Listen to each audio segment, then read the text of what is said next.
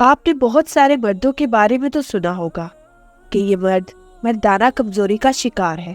کیا آپ کو معلوم ہے کہ کچھ عورتیں بھی زنانہ کمزوری کا شکار ہوتی ہیں؟ مگر کیسے؟ اگر نہیں تو آئیے میں آپ کو بتاتی ہوں۔ وہ عورت جس کو اللہ اور رسول صلی اللہ علیہ وآلہ وسلم نے پسند کی شادی کا حق دیا تھا، پر اس نے ایک ناپسندیدہ مرد کے ساتھ زندگی گزار دی، اپنے حق میں نہ بول سکی، وہ زنانہ کمزوری کا شکار تھی۔ ایک وہ عورت جو ضرورت کے باوجود اپنی وراثت اپنے بھائیوں سے نہ لے سکی، بھائی اس کی وراثت کھا گئے، وہ عورت زنانہ کمزوری کا شکار تھی۔ وہ عورت جس پر الزام لگا دیا گیا اور وہ صرف آنسو بہاتی رہی، اپنی زبان اپنے حق میں نہ کھول سکی، وہ عورت زنانہ کمزوری کا شکار ہے۔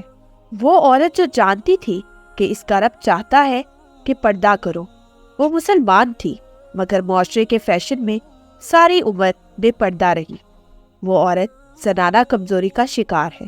وہ عورت جو اپنے شوہر کو گناہوں سے نہ روک پائی، نہ ہی اس کے لیے اس کے سامنے بول پائی، وہ بھی زنانہ کمزوری کا شکار ہے۔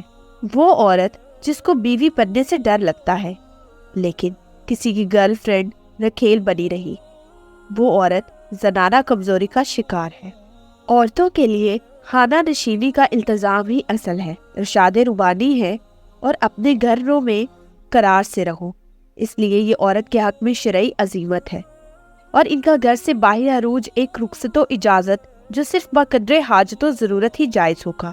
اسی وجہ سے اس کے بعد آیا، یعنی تم کثرت سے بند سور اور سج دج کر اور خوشبو میں ڈوبے گھروں سے نہ نکلو، جو اہل جاہلیت کا طریقہ اور شیوا رہا ہے، اور عورتوں کو گھروں میں قرار سے رہنے کا حکم دیواروں اور پردوں سے اجنبی مردوں کے سامنے نکلنے اور احتیاط سے حجابوں پڑتا ہے۔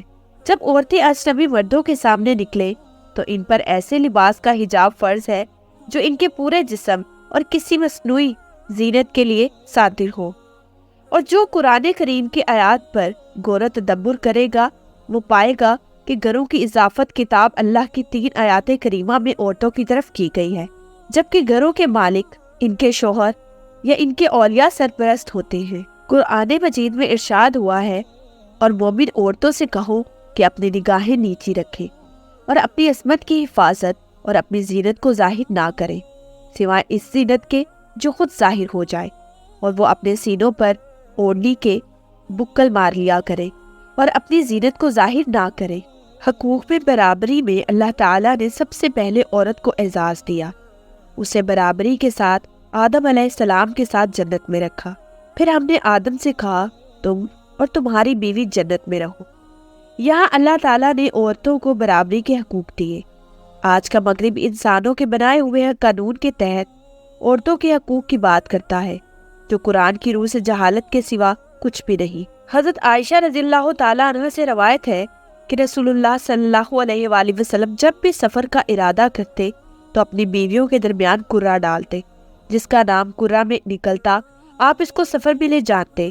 کتنا انصاف ہے عورت کے ساتھ کہ کسی کو کسی سے کم یا زیادہ حق نہیں دیا گیا۔ اس لیے عورت کو بھی چاہیے کہ وہ اسلام کی پاسداری کرتے ہوئے، یعنی اسلام کی حدود میں رہتے ہوئے، اپنا حق دنیا کو چھیننے نہ دے، چاہے وہ تعلیم، وراثت، گھریلو معاملات ہی کیوں نہ ہو۔ مجھے امید ہے کہ ناظرین کے لیے آج کی ویڈیو بہت انفارمیٹیو رہی ہوگی، اور اگر آپ چاہتے ہیں کہ ہم ایسے ہی اہم موضوع آپ کے ساتھ شیئر کرتے رہیں تو ہمارے چینل کو لائک، شیئر اور سبسکرائب کرنا مت بھولیے گا، اور بیل آئیکن کا بٹن ضرور پریس کیجیے گا تاکہ ہر نئی ویڈیو کا نوٹیفیکیشن آپ کو آپ کی اسکرین پر ملے۔ اب میں آپ سے اجازت چاہوں گی۔ شکریہ، اللہ حافظ۔